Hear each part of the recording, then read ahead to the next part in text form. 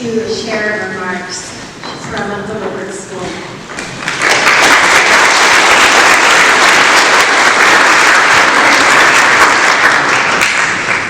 Thank you, Mr. Petosa, Reverend Groom, Mayor Koch, and Mr. Weston for your invitation to the Woodward School. I am honored to be here today to celebrate President John Adams. In preparing for today, I thought about what a unique experience it is to grow up in Quincy, surrounded by the Adamses and their legacy. My Nana and Papa lived right next door to Peacefield, and I was kind of obsessed with visiting all the Adamses' homesteads. I'm sure my counterparts from Northern Quincy can attest.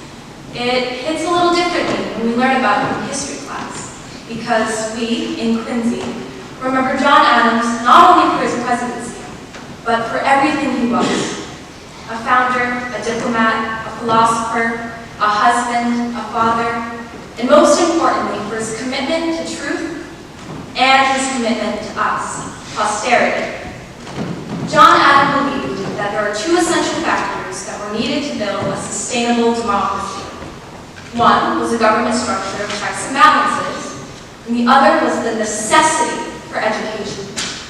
Both were in response to his incredible understanding of human nature and his unrelenting belief in the idea of America. He wrote, "The preservation of liberty depends upon the intellectual and moral character of the people. Ambition is one of the more ungovernable passions of the human heart. The love of power is insatiable and uncontrollable. There is danger from all men. The only maxim of free government ought to be to trust no man living with power to endanger the public liberty." He was clear about how to achieve this goal. In order to ensure a government of laws and not of men, governmental power must be separated into three co-equal branches so that one could check the powers of the other. He wrote them into law at his farm just above the street from here when drafting the Massachusetts State Constitution, which would become the model for the Constitution. But a government of checks and balances was not and would not be enough to preserve democracy, to preserve liberty. It was education that would do that. And he put quill to parchment and law to our state constitution again in section 2, chapter 6, titled The Encouragement of Literature. Wisdom and knowledge, as well as virtue, diffused generally among the body of the people, being necessary for the preservation of their rights and liberties. It shall be the duty of the legislatures and magistrates in all future periods of the Commonwealth to cherish the interests of literature and sciences, for the promotion of agriculture, arts, science, commerce, trades, manufactures, and a natural history of the country, to countenance and inculcate the principles of humanity and general benevolence, public and private charity, industry and frugality, honesty and punctuality in their dealings, sincerity, good humor, and all social affections, and generous sentiments among the people. John Adams was clear that academic knowledge in itself is not enough, but that the education we receive must instill in us a set of values, including empathy, kindness, generosity, integrity, and responsibility towards each other. Basically, he was saying that we must sincerely value humanity and one another in order to promote the common good, in order to ensure rights and liberties of one another.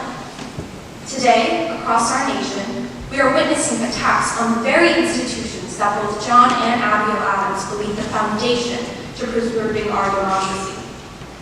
Bills restricting instructions on topics of race, gender, LGBTQ, and U.S. history have seen a dramatic increase over the past few years.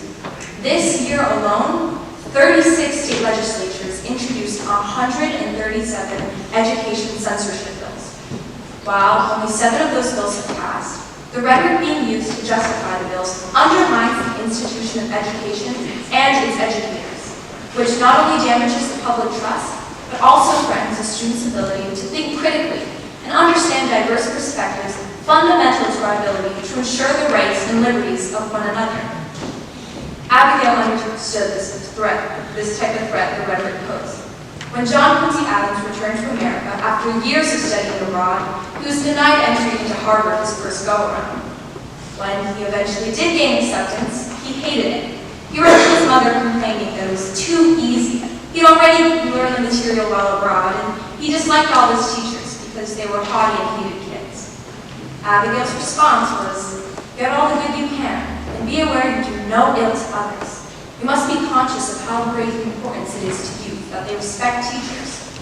Therefore, whatever tends to lessen them is an injury to the whole society." Even though JQA was probably justified in his dislike of his Harvard teachers, it's Abigail's words that reveal the danger of arbitrary attacks on education. If we have no respect for the educational system or those who teach, how will we learn? And if we refuse to learn, how will we gain knowledge? Or more importantly, know how to decipher facts from the lies that are insidious in our current public discourse? John Adams' views on the importance of the preservation of democracy were just that. Democracy, once established, would not need to be preserved. Democracy in itself is not a guarantee. John Adams once said, "Posterity, you will never know how much it costs the present generation to preserve your freedom. I hope you will make good use of it. If you do not, I shall repent to heaven that I ever took half the pains to preserve it." I am still hopeful and confident that our democracy will withstand the tests of our time. But we must not be complacent. We must not succumb to the hate and vitriol that has infected our nation, the other. Now, more than ever, we must answer the call to ensure the rights of one another. We must strive to be kind and empathetic. We must not take for granted the awesome gifts that we've been given. We, posterity, must make good use of it.